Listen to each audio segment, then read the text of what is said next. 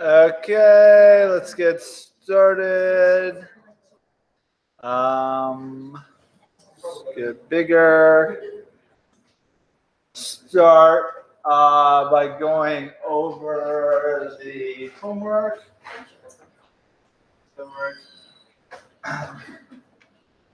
Okay.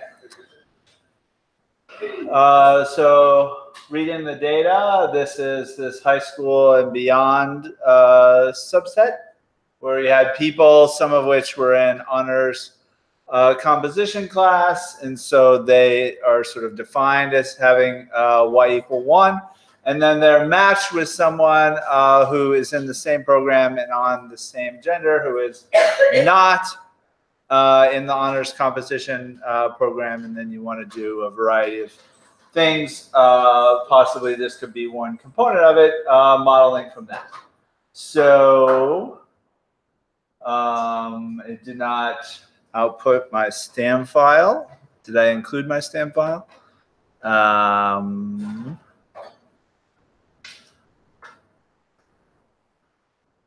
STAM file. I think I forgot to upload the STAM file. But anyway, it was mostly spelled out for you as to how you would draw from the prior predictive distribution of a model like that. You pass in S, the number of simulations you want to do. You pass in X, which is your matrix of predictors, excluding an intercept, assuming it's sorted by pair and that all pairs have two people. It's relatively easy to construct draws from the prior predictive distribution. You just multiply X by beta to get your so-called vector of linear predictors. And then within each pair, the probability of being in the honors composition class is just E to the eta of the first observation or in the pair divided by E, the sum of E of eta of the first observation plus E for eta of the second observation in that pair. And so that's going to be a number between 0 and 1. If you do that, changing the numerator to E of eta 2, then you're going to get two numbers between 0 and 1 that add up to 1. So it's a simplex of size 2. And so you can pass those etas to the categorical logit function, and it will draw a realization either 1 or 2 for each of the 53 pairs. And so when you expose that to your R session, you can make a matrix of predictors excluding the intercept, and then draw from that prior predictive distribution with the X that you have. It comes back. This is going to be S by 53. S is 10,000 in this case, and there are 53 pairs. And we can see on average, certainly we're predicting the same number of ones as we are twos. However, if you look at sort of the average across rows, so the average of the prior predictive distribution over the simulations, the number of times that 2 comes up for each of the 53 pairs, yeah, it's centered on 0.5 because I was just using normal priors with the expectation of 1.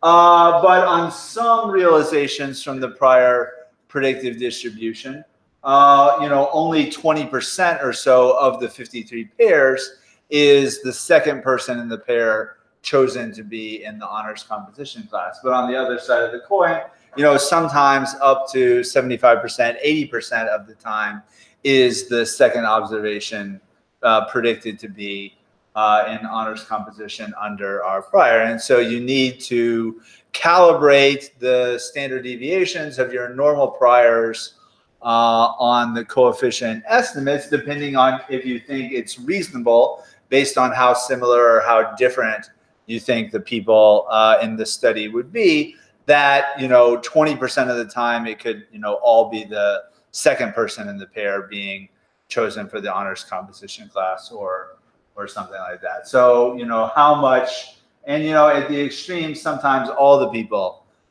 chosen for the honors composition class are in position 1 or position 2 or something like that. And so this might indicate that the priors, even though I was using like standard normal, might still be, you know, too weakly informative if we think it's unlikely that, you know, the honors composition would only consist of the first people in each of the 53 pairs.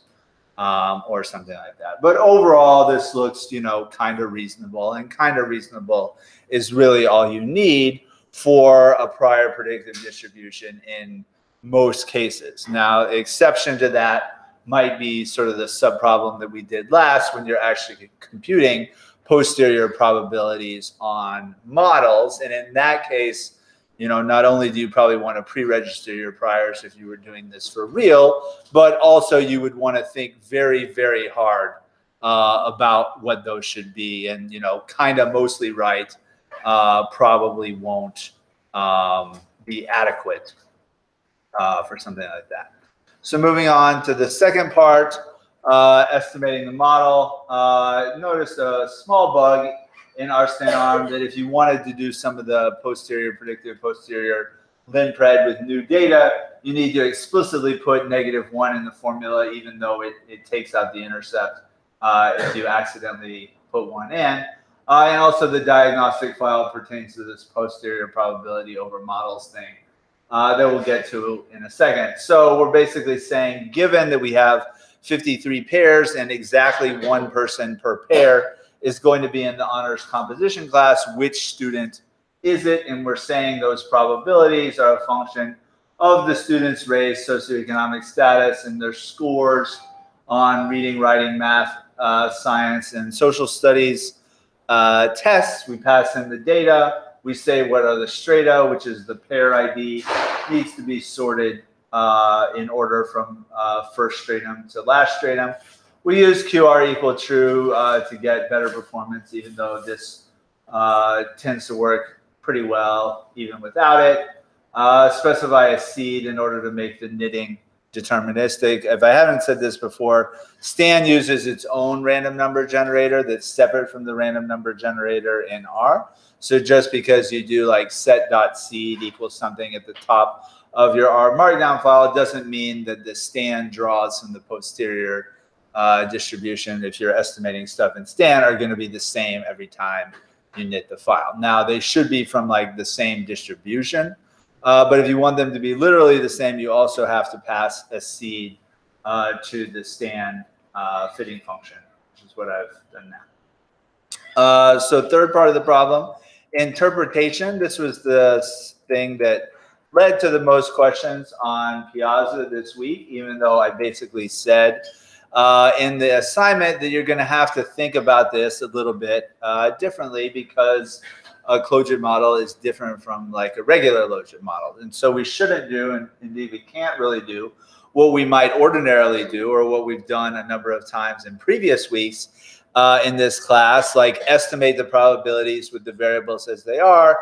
and then, you know, increase everybody's writing score by 1 unit or 10 units or something like that, and see how the probability of success changes.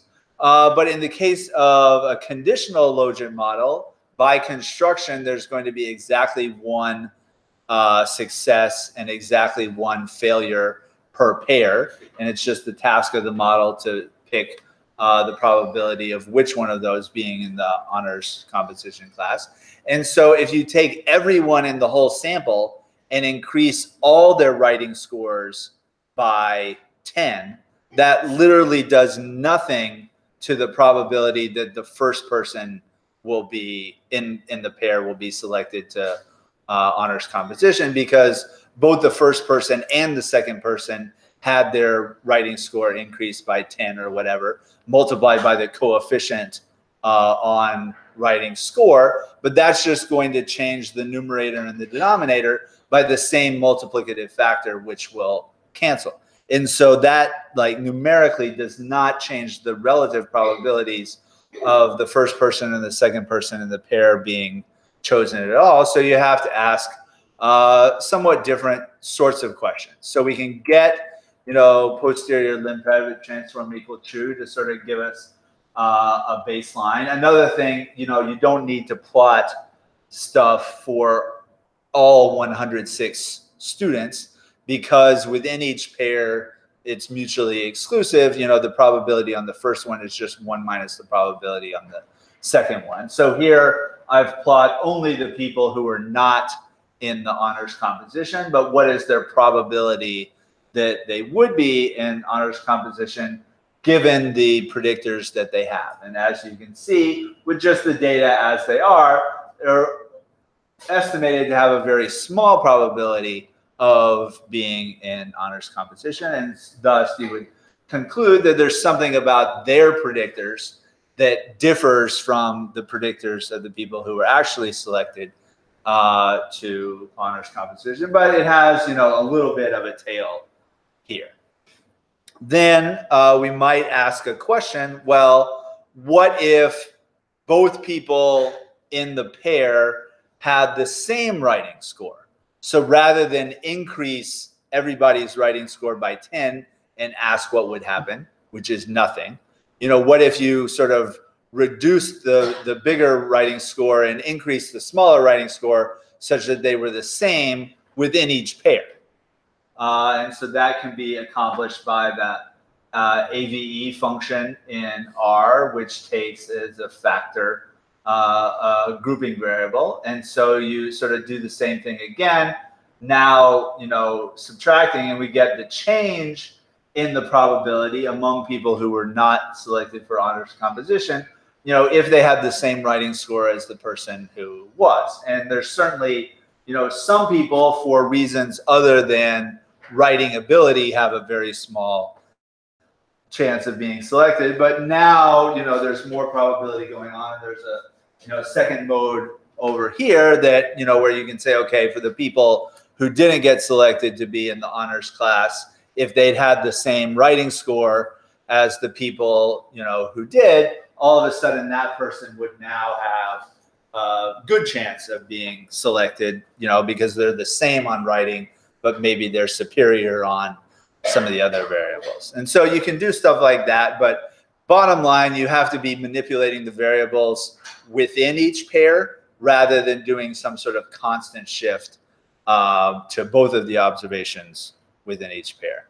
Another thing that we can do, although this one didn't actually turn out that well in practice, is, we can look at the difference in probability of, person 1, person 2 in each pair as a function of the difference in their writing score.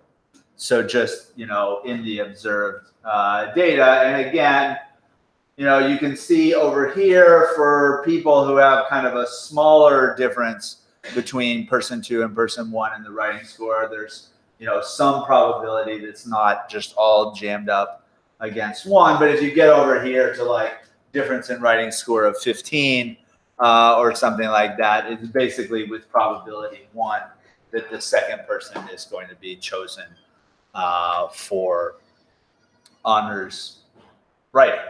So you could do something like that, but because turns out in the next problem we overfit it a little bit, most of the probabilities, even for people who only have like small differences in their writing scores, are pretty close to 1. So you could have done other things, but you have to be looking within pairs rather than so much across pairs.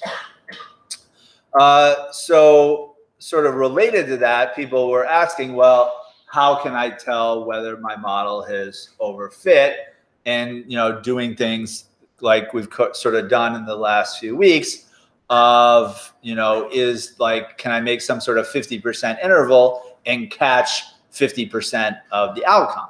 But the way in which this data thing was designed, which incidentally is a very common way of doing studies in the social sciences, where you're doing matching based on some observed covariates and then seeing what is the implications of that. It's also very common when studying rare diseases, because if you just sort of do a simple random sample of the entire country, you're not going to get that many people who have this or that rare disease. And so what epidemiology people tend to do. They get a bunch of people that are known to have the disease, you know, from like talking to doctors and hospitals and stuff like that, who are, you know, willing to participate in the study. And then they say, okay, here are the people known to have the disease. Let's go out, you know, and randomly select other people who are similar on, you know, various predictors to the people who do have the disease, but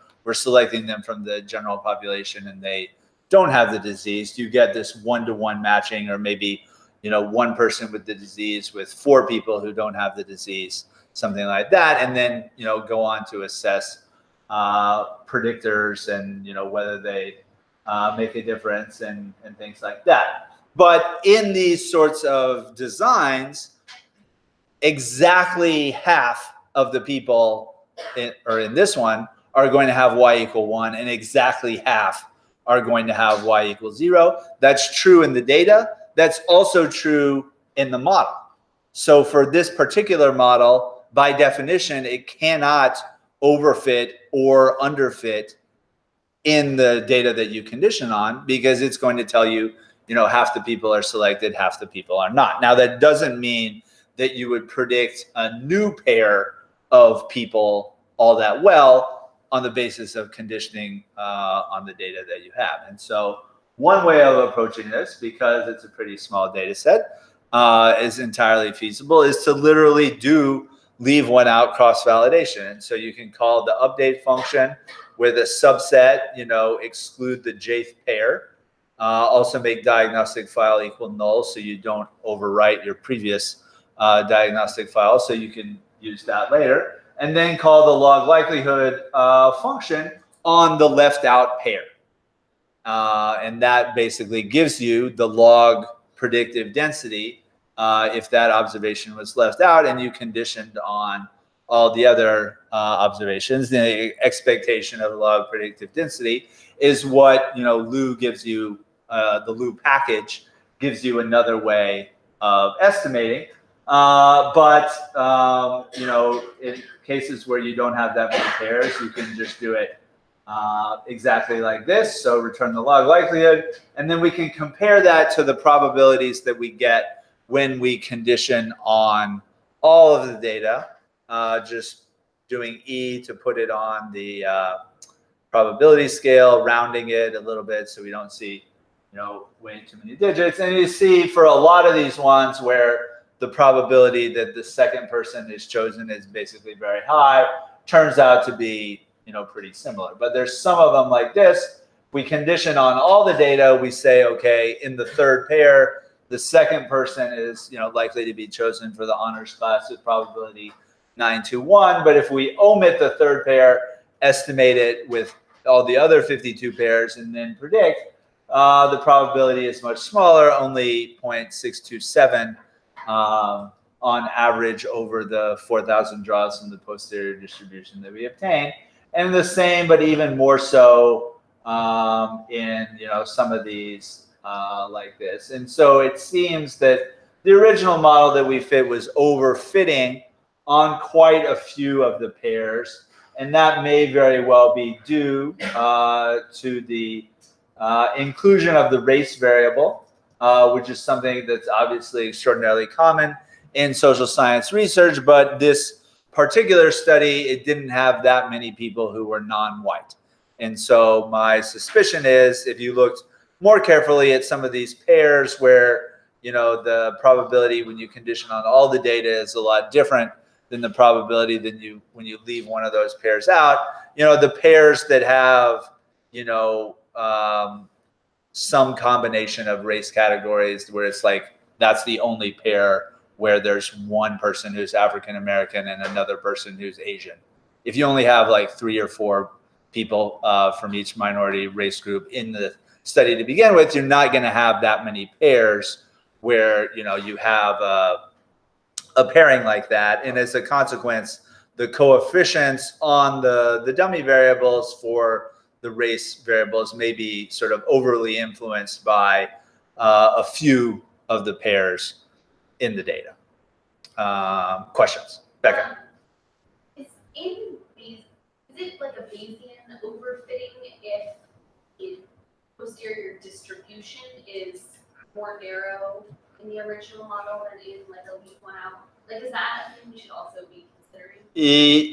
That is true, yes. But that should be pretty well reflected in the predictions. And so if like all of your marginal posterior margins for those coefficients in the original data are like too narrow, and they really should be, you know, more like this, then the predictions that you get from that will be, you know, not that likely to hold on new data, or, you know, if you leave out one pair and then predict it. So it's something that makes sense, but it should be something that you should be able to ascertain just from the predictions rather than from, you know, looking at like differences in coefficients across models. Really, if we're going to look at differences, we want to look at differences on observables rather than on parameters. Is there another question, Sebastian?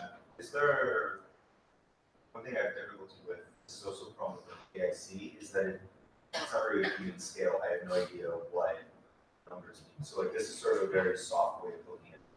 Soft isn't like fuzzy logic. I'm like, oh, yeah, just kind of eyeballing it, right? Yeah. Is there sort of a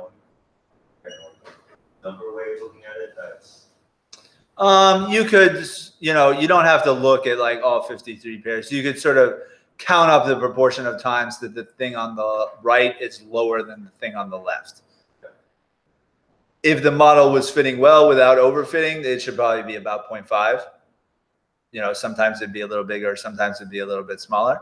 Or, you know, you could take the difference and just do a summary on those to see like the mean difference, the median difference, the quartiles of the difference. So you could summarize this down in a variety of ways. It is true that looking in units of probability is more intuitive to people than looking in log probabilities, which is what basically ELPD is telling you. But the idea, okay, I'm going to sum this up over a bunch of observations, sort of strongly pushes you in the direction of looking at log functions because they add, rather than probability functions where you have to multiply and you just get sort of a whole bunch of small numbers, but you know, one is much smaller small number than another small number sort of deal.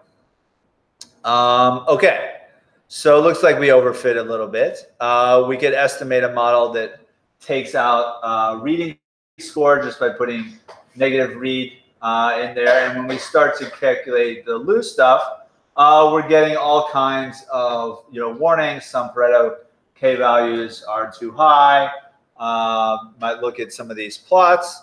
And when you do, you can see, you know, the pairs that are, you know, definitely too high. If this is over 1, and even, you know, between 0.7 and 1, it's also problematic. And so this is telling you that the posterior distribution is particularly sensitive to like 22. And if we go up and look at 22, well, that one didn't show up so much because they were both 1. That can also happen as well when you get one of the probabilities way up against the limit. That could be a result of basically having parameter separation. And so basically this is telling you that the assumptions underlying the Lu calculations are not particularly satisfied.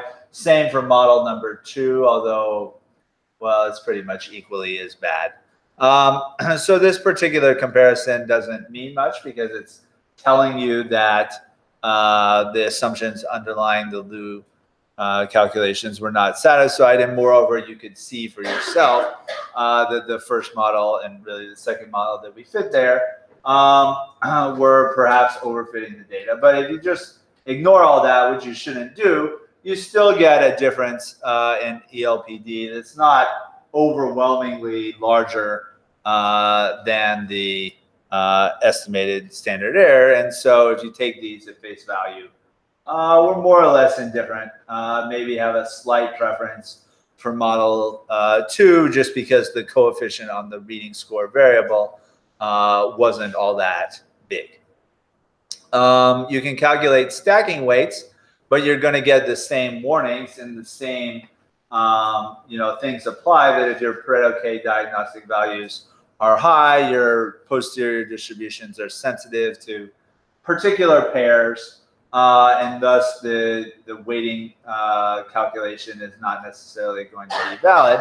But here, even though like on the basis of this, we were only maybe slightly in favor of model 2 relative to model 1, here it puts all the weight on model 2 and basically none on model 1. Again, you don't want to be ignoring all these warnings when you do that, but assuming you could arrive at a model, or you literally do like leave one out stuff in order to estimate the ELPDs rather than using like PSIS stuff, then you can, this is the right process, the right functions to call to get weights that would yield optimal predictions across these two models. So a different, just very different calculation that doesn't rely on PSIS or leave one out or anything like that is to estimate which model is right among a set of models, given that exactly one of those models is right. And here it's using the same categorical probability distribution that we were using to fit the data. It's just, now it's applying it to models. What's the probability that model 1 is right? What's the probability that model 2 is right? Based on, instead of eta, now the quantity being considered is the logarithm of the denominator of Bayes' rule, which it has to estimate with the bridge sampler. So anyway, we can estimate a Logit model that is basically the same, except we're not taking into account the paired structure of the data. And so this regular Logit model could predict that like 2 people in the first pair could both be in honors composition, or maybe no people in some pair would be in the honors class, because the pair ID variable is not being taken into consideration. But we can specify the rest of the model the same, load the bridge sampling package, calculate the bridge sampler thing for the first model that we estimated, which was a conditional Logit model, and the second model that we estimated, which was a unrestricted Logit model that ignores the way the data that were collected. And then we can calculate the posterior probability that model 1 is correct, given that one of these 2 models is correct. And so doing this doesn't really mean that model 1 is true. That requires like additional strong assumptions. But if you only estimate 2 models and one is sort of unambiguously wrong because it doesn't take into account how the data are collected, you can, even with only having like 100 observations, it's basically telling you, well, model 1 is right and model 2 is wrong, guaranteed. But if you're estimating a somewhat plausible model and you only had 106 somewhat plausible but wrong model, and you only had 106 observations or whatever, you wouldn't be, getting a probability on the order of e to the negative 26. Like that should never, you should not be estimating a model that is wrong by that amount. But I would imagine that, among people who have like graduate training in like statistics or something like that, over 90% would just be estimating the wrong model. They'd be like, oh, my outcome is binary. I'll do like Logit or random forest or something like that, that assumes conditional independence across the observations, ignoring how the data were collected, which is unambiguously in this pairing research design where there's going to be exactly one success and exactly one failure per pair. But the pairs are conditionally independent across the data set. So it's kind of like frames of bowling in that sense. It would just be, ridiculous to consider two frames or two roles within the same frame of bowling as being conditionally independent of each other. Just by construction, that's not true. By construction, that's not true the way these data were collected. But I mean, it's not difficult for me to imagine at all most people getting this wrong when the sort of, appropriate model for data that are paired like that, or it doesn't have to be pairs, they can be any size groups, as long as the number of successes and the size of the groups are fixed. But, back when Fisher and stuff were going around, there's all this stuff, well, how can we keep people's sort of subjective beliefs out of scientific models? But 100 years later, there's so much of a push toward, how can we keep thinking at all out of the models? How can we do like everything automatically? You just sort of see binary variable, and then you look up what model to apply, and you automate as much of this as possible. That's really replacing scientific thinking about how the data are collected. Coming up with a function to draw from the prior predictive distribution, et cetera, you're going to be cognizant of, more of these things, the way the probabilities work and stuff. Daniel. How would you actually present the results from that budget? Put it in a journal or something?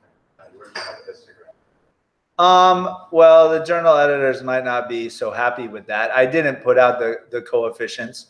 Certainly their signs are, and that's the way most people use this in this sort of paradigm of research, that like the goal is to get something that's statistically significant and has the right sign. And then you just sort of publish it without having the ability to say, okay, a coefficient of 0.32 on like reading, what does that mean in terms of, the probabilities or anything like that. So the coefficients are not particularly interpretable, and that's why I like seeing plots of, how do the probabilities change when the predictors change, sort of thing. But, a more conventional approach would, be looking at the posterior distributions of the coefficients, see if like a 90% interval includes 0 or doesn't, those sorts of things.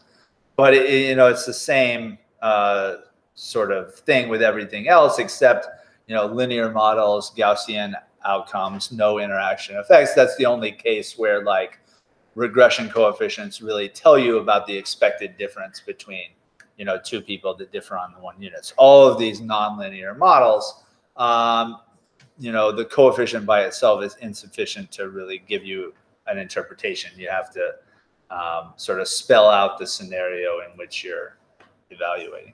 Rashika? In general, like, to compare, like, say the results of this implemented in the frequentist methodology and then Bayesian, and if you have to compare those two, like, how do you, like, what?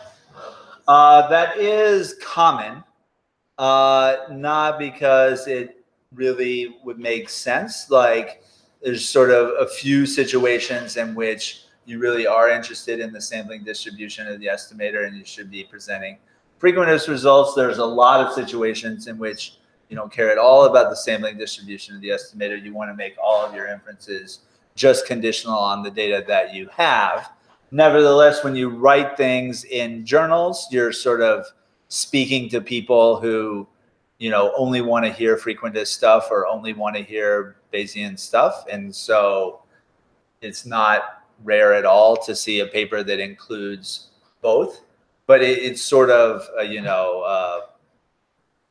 it's like two different papers that are being combined together. Nathan, number one. We talked a lot about how, like, you can basically, like, the response you get out of is that, like, okay, this is definitely like, or we have this problem, this is a positive relationship, or this is a negative relationship. How far is there a time when, like, it's so far one direction that you can say no to that?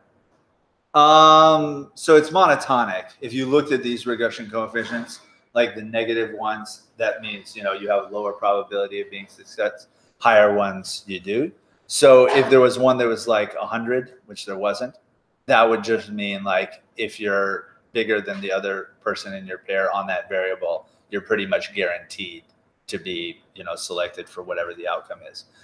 So because of like the way in which changing from linear predictions to probabilities, which are constrained to be between 0 and 1, you always get this sort of S thing at the end where it's compressing big differences between people into small differences in probability, because you're just almost to probability 1 already. So you could, be like the greatest writing person ever. That doesn't increase your probability of being an honors writing program that much, because it was already 0.99. So that's the reason why the magnitudes are hard to interpret. And most people, if they were doing this, particularly if they were doing this the frequentist way, would just be looking at, signs and significance. Going back to like the very first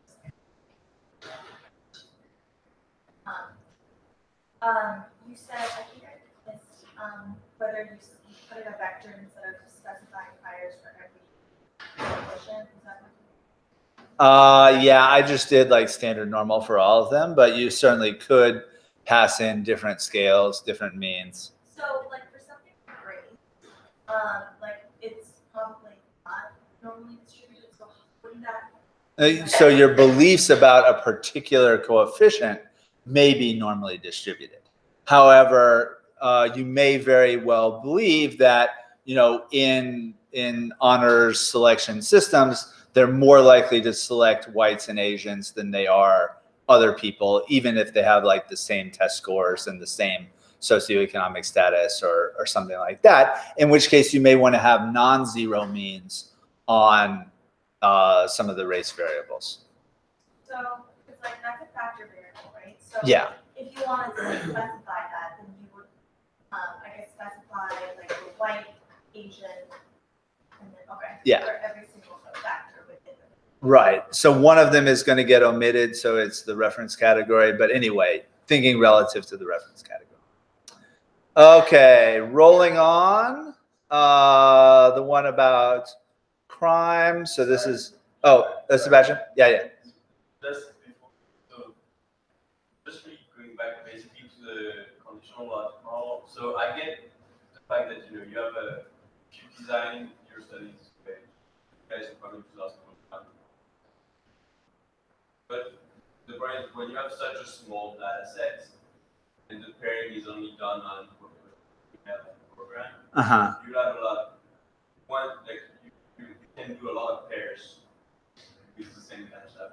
Right. So when you do that, if you have just a few observations, the kind of random pairing that is done within that space doesn't make sense. I mean, it's better than doing non-random pairing, but it's certainly true that there are a lot of ways that you could pair 106 people into 53 pairs, and it seems like it would have made more sense if they'd also done, I'm not entirely sure what the original goal of the people who made this example was, but it certainly wouldn't have been uncommon to also do the pairing, based on race. So you're comparing two people of the same race or something like that. That could have yielded a posterior distribution that was more precise, because if they did the matching by race, we wouldn't have to estimate the race coefficients, and there'd be fewer unknowns and things like that. So yes, that seems like a reasonable criticism of the way in which the data were organized, but in terms of how you estimate it, as long as you're considering how the data were paired, you may not have an opportunity to change that. So, you just sort of have to do this as best you can with what the people who collected the data did. True? So, is it possible for you to, I guess, overfit by including like fewer variables with variables that are like very with so I only use like score variables, and the second person just happens to usually have like all the subjects, but then when I add like another variable, then the probabilities would sort of change and would vary. Yeah. Yeah. So even if you had fewer variables for this sort of study, which doesn't have a whole lot of information, you could overfit with just like 3 or 4 variables. Yes. You probably overfit less than I did, but yeah, it's still possible, and you may have gotten warnings and stuff like that. Yeah. Sebastian? I think just some response also about the way they put pairs is you can, it doesn't have to be pairs. It can be any number of like failures. So you could do collapse of strata. Ideally, everyone's the same except for the variables that you test. Right, and I'm not even sure what variable that was, but yes, it doesn't have to be pairs. Yes, and it doesn't have to be only one success, although that is the most typical, because that means you collects fewer observations. Okay, so question number 2, load up the data, has a bunch of continuous variables. This is administrative data, and so I put together a model that included most of the continuous variables, and then I put it all in a squared thing, so it would take the interaction between all of those variables, put a prior, it estimates all that, and then we look for a submodel that has about the same log predictive density as the full model. Because we have like so many variables, so many interactions, it's definitely good to do this by cross-validation, so using the leave one out principle. Now we don't get any warnings about being overly sensitive to this or that observation. You just get a warning about some of the arguments to Lou being deprecated. That's okay. So you actually, in this case, you do get ones that are too high, but it's not as bad as it was for the Lou model. Then we can call varcell plot on that to look at a plot. So we have the log predictive density over here. The original model, it's being put in red. So we can actually get a higher log predictive density with fewer variables, which is just another way of saying the original model that I estimated was just sort of guaranteed to overfit the data. I just sort of put in all the variables and all their interactions. But it seems to be the case that we could get just basically as good LPD from a model that only has 5 predictors. And so if we then go on to do the project step, saying that we want 5 variables, it comes out with a new object. Inside it, it has a matrix of posterior draws for beta. Unfortunately, it doesn't have the names already built into that, so you have to dig them out from this other element of the list. And then you can see, there's a model with 5 predictors that's about as good as having more. And those are the variables that sort of remain after culling the predictors down. Has a lot to do with divorce and poverty and income and median rent and things like that. So basically like economic income sorts of variables being the most predictive, or interactions among those being most predictive of crime rates county by county, or at least like in the early 1990s when this data set was first come out. Yeah. So I also had a lot of interaction in my variables. Uh-huh. When you go to then like build your new model, you have to include all of those. Like you actually have double that in terms of betas, right? Because each of those has to be like triple that. Because if you have that interaction as a term in your model, it's going to include like both the variables and. See, these were all 5 of these happen to be interaction terms. It actually did. So like percent housing occupancy, by itself, it said the coefficient on that was 0. How do you make a model then where it only includes the interactions and not the coefficients for the it did that for you.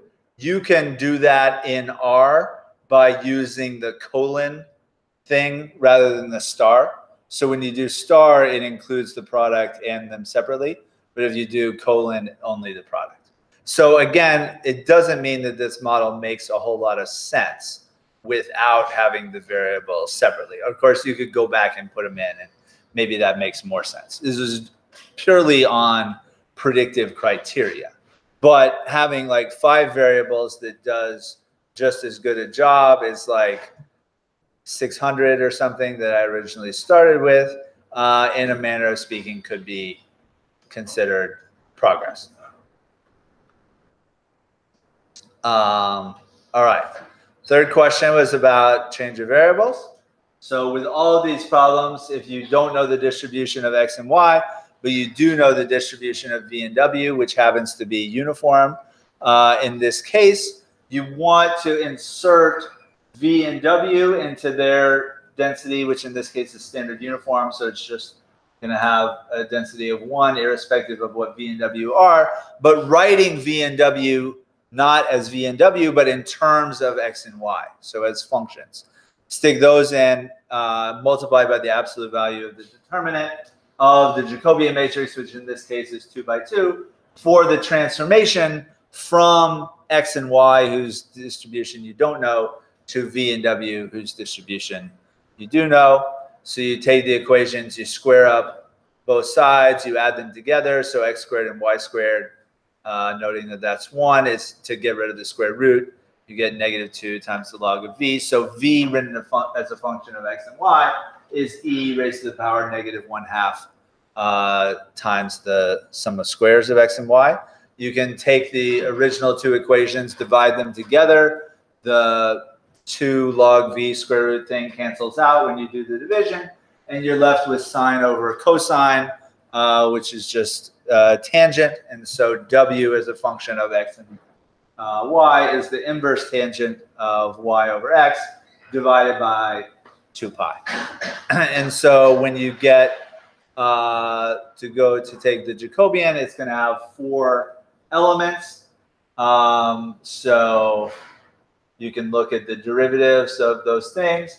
May have to look up what the derivative of the inverse tangent function is, but you know, j21, j22, they have this 2 pi sum of squares in the denominator here, -y when you differentiate with respect to x, and x when you differentiate with y. Then the Jacobian matrix is this 2 by 2 thing. Its determinant is equal to 1, 1 element times 2, 2 element minus 1, 2 element times 2, 1 element. Again, all that matters is the absolute value of these things, because the PDF has to be positive.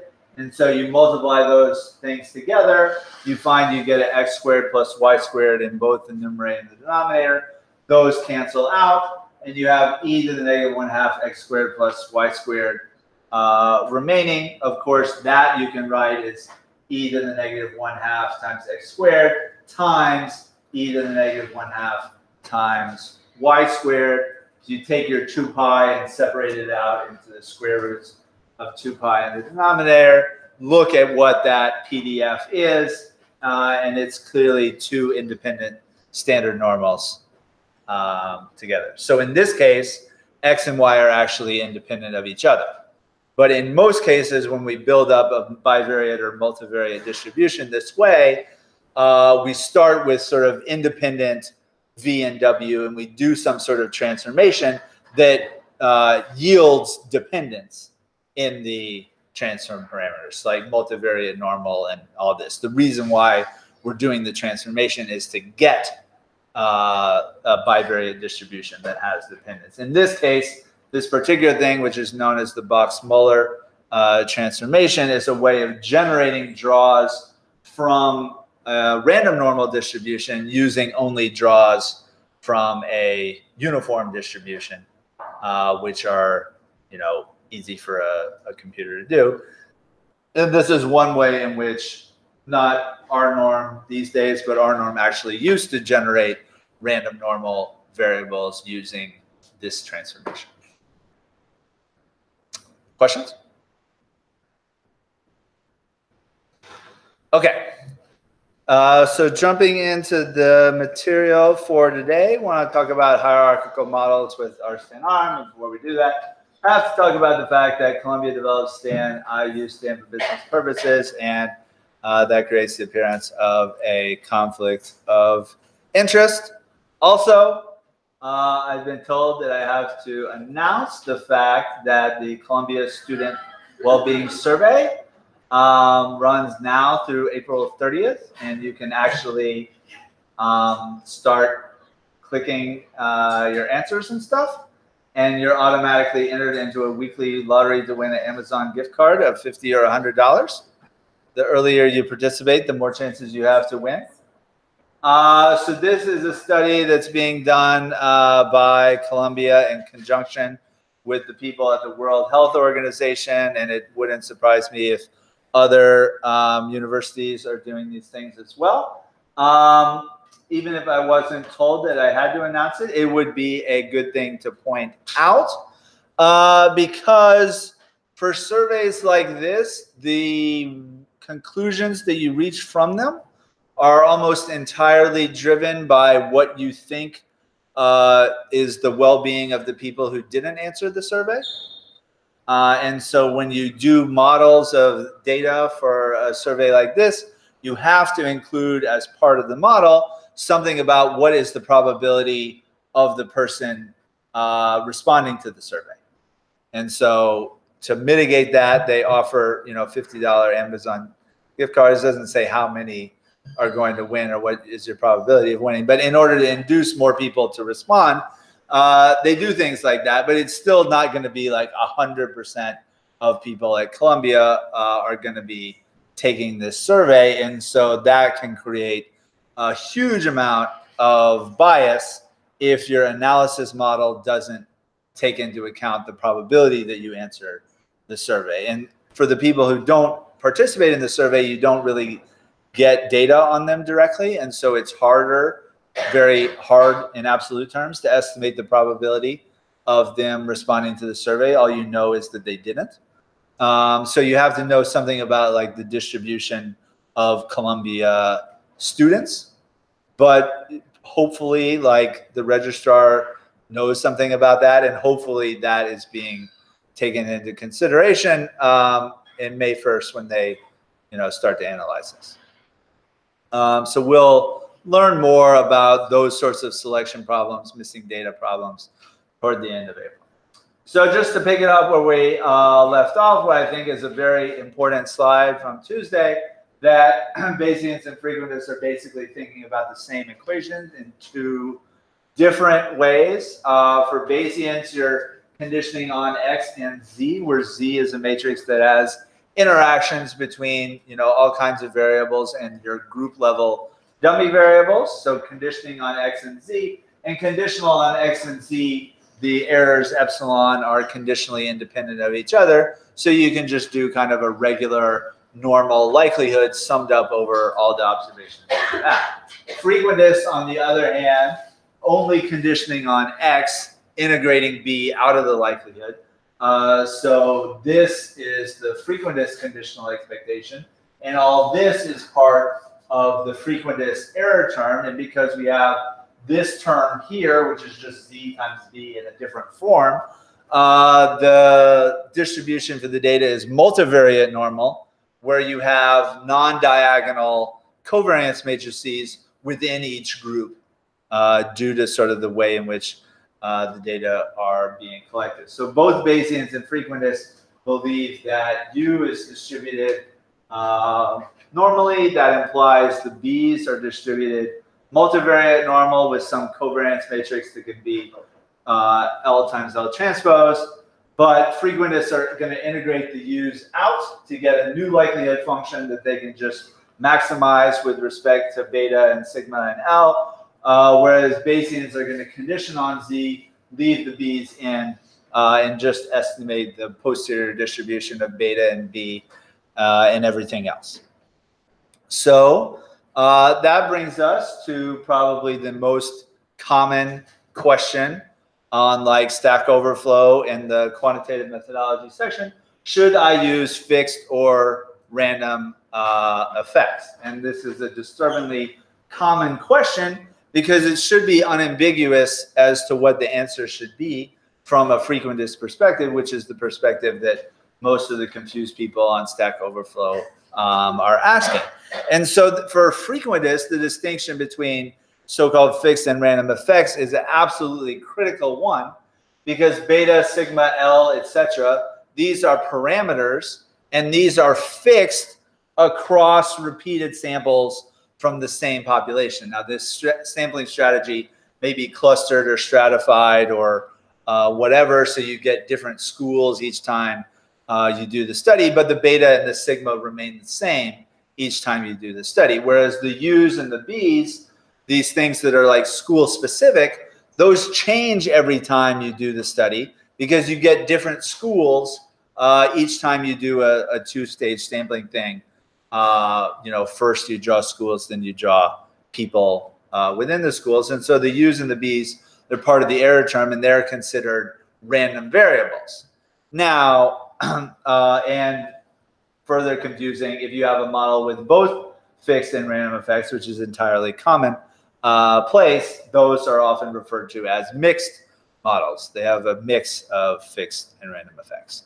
The sampling distribution of the estimates of the fixed parameters is going to be asymptotically multivariate normal across data sets, so you can do frequentist stuff with that. But there are no standard errors, confidence intervals, p-values for B and U, because B is not being estimated, because B is not a parameter, and parameters are fixed in repeated sampling. Those are the only thing that we can get a sampling distribution for, and thus calculate things like p-values.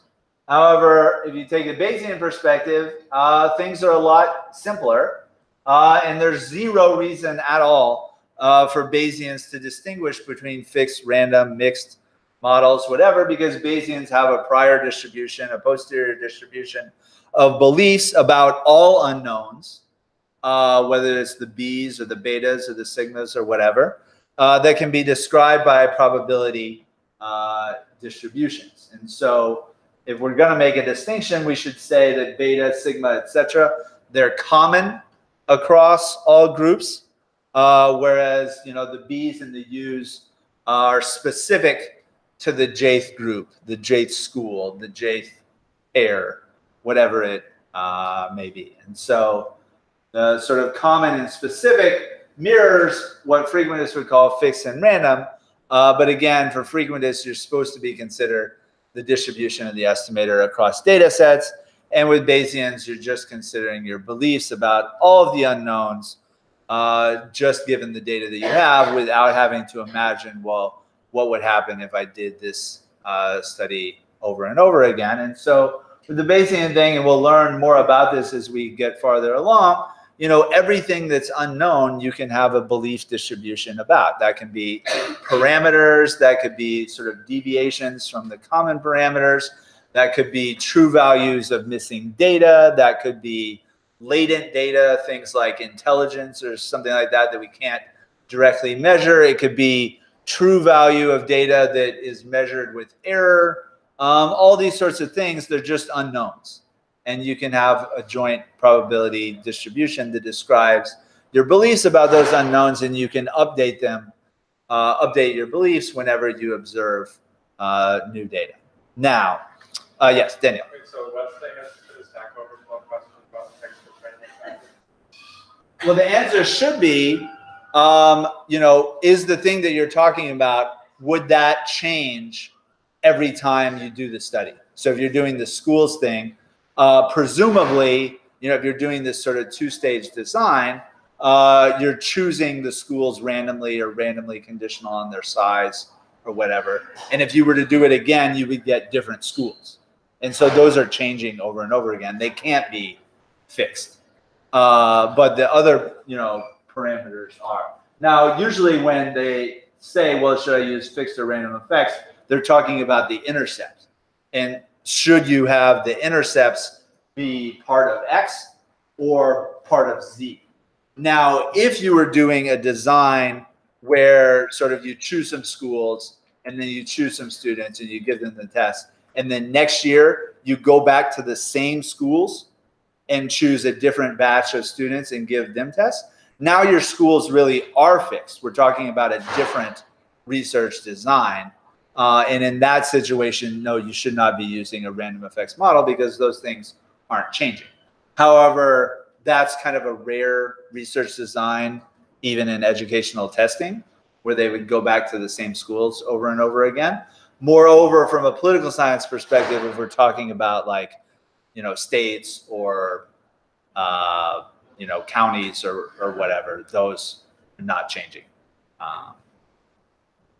Whatever that means. Okay, so the most common way of estimating models, mixed models like this from a frequentist perspective is implemented in the package called LME4. The 4 is to say that it uses S4 classes to distinguish it from earlier packages that use S3 packages. But in any event, LME4 codified a different syntax for specifying models like these, where you put these terms in parentheses inside your formula that you pass on.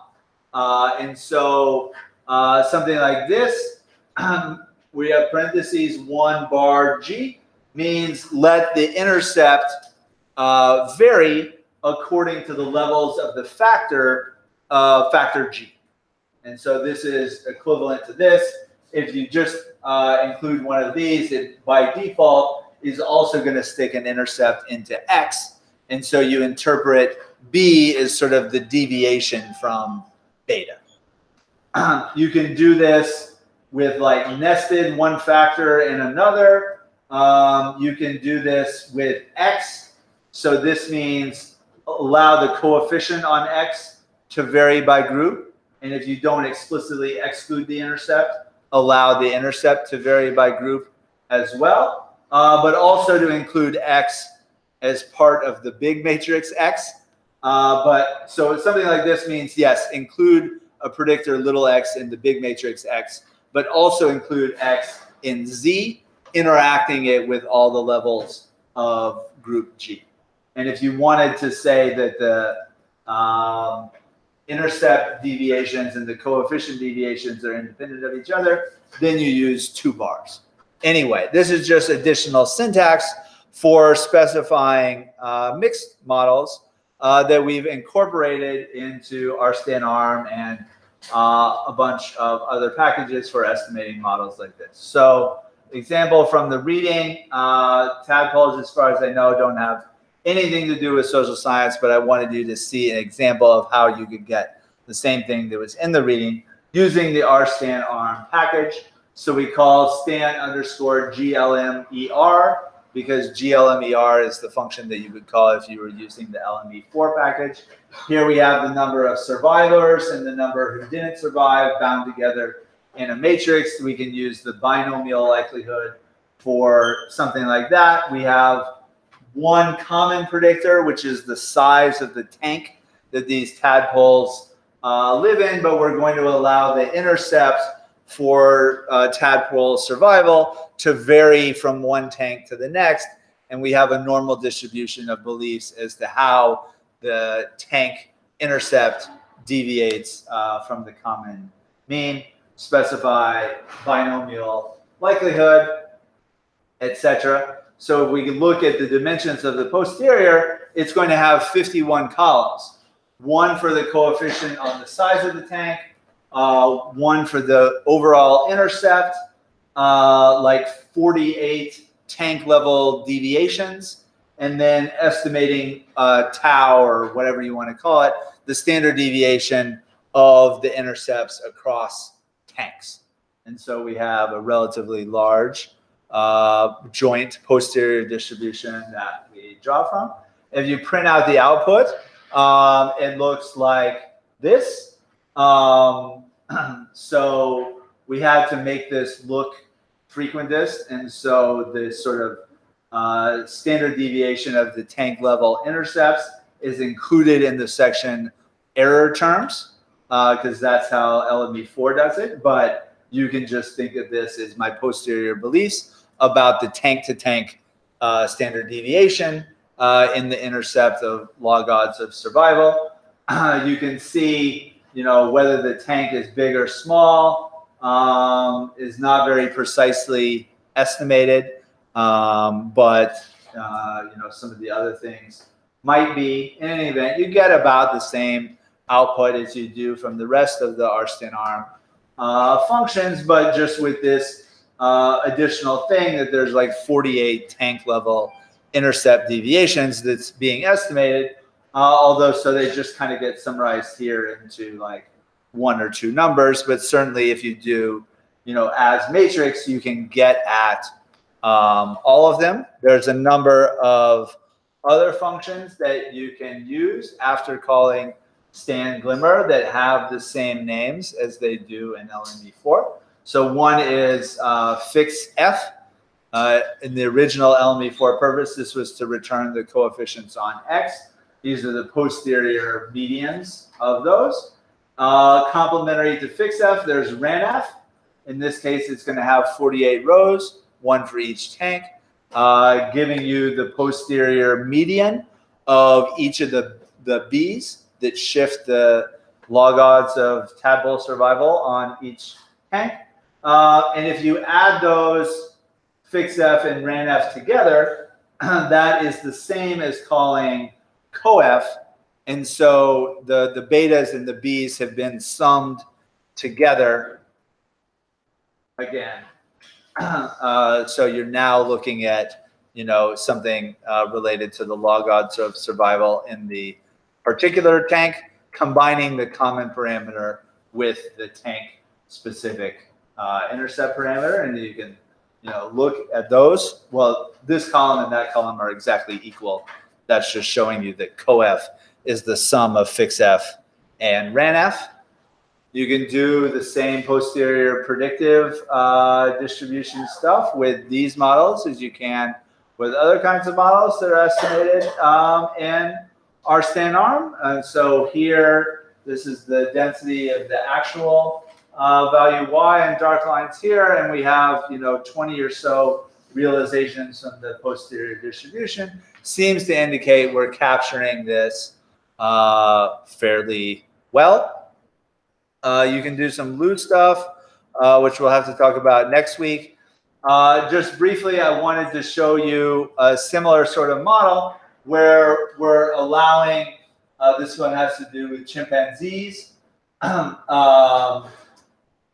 We have the interaction between this and that variable as part of x, but we're also allowing the coefficients on those interaction terms to vary according to like who is the actor in this group of chimpanzees or something like that. And so now instead of just having intercepts that vary from one group to the next, we now have intercepts and coefficients that vary from one group to the next, and consequently we get a whole variance covariance matrix for what frequentists would call error terms, and we just call sort of the covariance, posterior covariance of our beliefs as to how much these parameters differ from one group to the next. And so we have correlations over here, standard deviations over there. All of these, indicate that there's pretty substantial variation in all of these parameters from one group to the next. And so you can specify models like this that allow the intercepts to vary by group, or you could put -1 here and just allow the coefficients on the predictors to vary by group, or you can do what we've done here, have both the intercepts and the coefficients varying from group to group. Models like this can be very difficult to estimate from a frequentist perspective, not particularly difficult to estimate from a Bayesian perspective, but we'll have to talk about more about why that is and the priors that are being used and stuff like that next week, where we'll also be starting to learn the BRMS package, which generates Stan models from our syntax, but it also uses a syntax that is basically the same as this when you're estimating these hierarchical models. Okay. That's it for today.